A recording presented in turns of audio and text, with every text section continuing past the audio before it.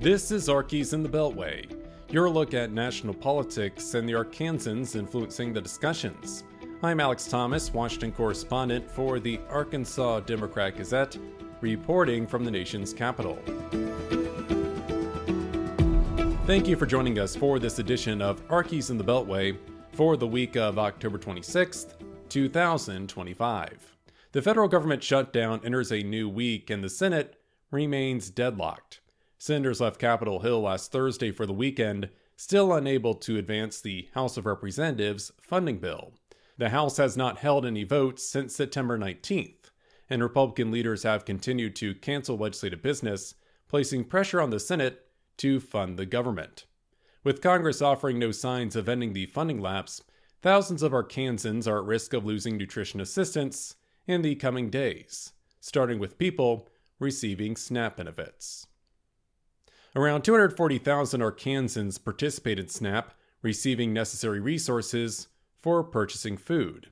Congress typically funds this program through the annual appropriations process, but lawmakers have not approved any new funding amid the government shutdown. Sylvia Blaine with Arkansas Hunger Relief Alliance notes there has been increased demand in food pantries throughout October. A lot of that is coming from furloughed federal employees that are reaching the end of their budget, their food budgets, and reaching out to food banks and food pantries as they've been instructed to do if they are in need. The Arkansas Department of Human Services issued a warning last week of a possible delay or disruption in delivering SNAP benefits for November. The Federal Department of Agriculture administered funds for October nutrition assistance efforts back in September. But officials have argued the government shutdown prevents the department from distributing additional dollars. Blaine notes guidance from the federal government amid the shutdown has been limited at best. No one is getting any guidance right now from the USDA other than there are no funds beginning November the 1st. As the government shutdown continues, Blaine anticipates increased demand in food pantries from people who no longer have SNAP benefits. She says the charitable food network will help as many people as it can, but the current system is not equipped to fill the gap caused by SNAP's pause. Everyone will be, tightening their belt. You may get less food in your food distribution because we're having to spread that same amount of food further, make it, serve more people. Republicans have been blaming congressional Democrats for the government shutdown and are now placing responsibility on them for SNAP's current state. Arkansas Governor Sarah Huckabee Sanders urging Congress to reopen the government, saying the, quote, Democrat shutdown will leave Arkansas kids hungry and families stretched thin. Another assistance program is under stress as the government shutdown continues. WIC provides low-income mothers, infants, and children younger than 5 with food benefits, as well as services related to breastfeeding and nutrition education. Around 65,000 Arkansans participate in this program. Kristen Harper is a policy director with Arkansas Advocates for Children and Families. She says WIC has been an important program for low-income families, especially those in Arkansas. We have the third highest rate of infant mortality. Our maternal mortality rates are very high, and we're the state with the highest food insecurity rate in the nation. And so that's why programs like WIC are so important, is to help families have better nutrition and so that we can improve long-term health outcomes for these families. The Arkansas Department of Health has enough funding to support the state's WIC program through mid-November. Department spokesperson Ashley Whitlow says officials are evaluating future funding options, but they have not received any information regarding additional dollars. Without SNAP and WIC, Harper says parents may resort to skipping meals so their kids can eat.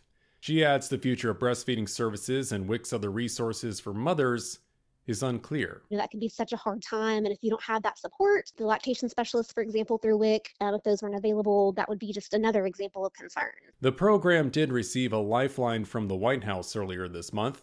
The Trump administration provided states with millions of dollars in tariff revenue to support WIC. One Arkansas organization has stopped accepting new work because of the government shutdown.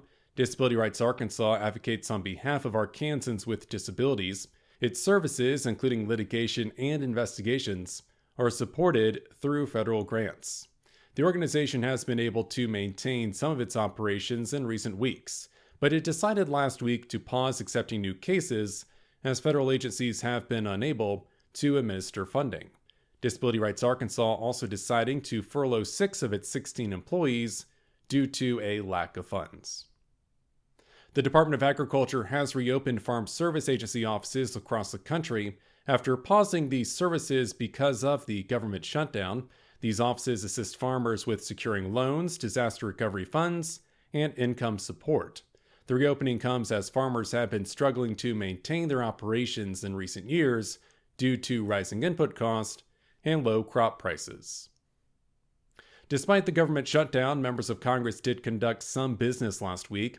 The Senate Agriculture, Nutrition, and Forestry Committee advanced multiple bills during a business meeting last Tuesday. One measure from Representative French Hill would expand the Flatside Wilderness Area. The wilderness space currently encompasses around 10,000 acres in Perry and Saline counties. The federal designation limits human activity and construction in this area. Hill has been pushing to expand the Flatside Wilderness Area for years, hoping to increase the space's size to its originally intended acreage. The Little Rock congressman says the expansion is perfect considering the state's efforts to champion outdoor recreation. We have such a beautiful state located right in the center of the country. This enhances that ability.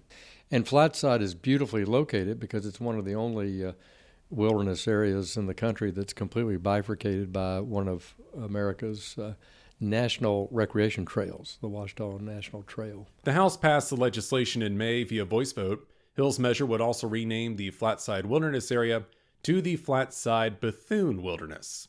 The new name would recognize former U.S. Representative Ed Bethune.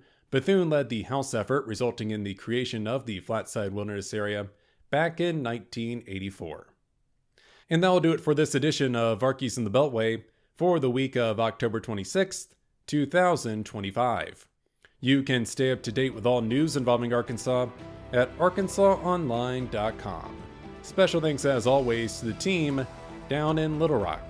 I'm Alex Thomas, and this has been Arkies in the Beltway. Thanks for listening.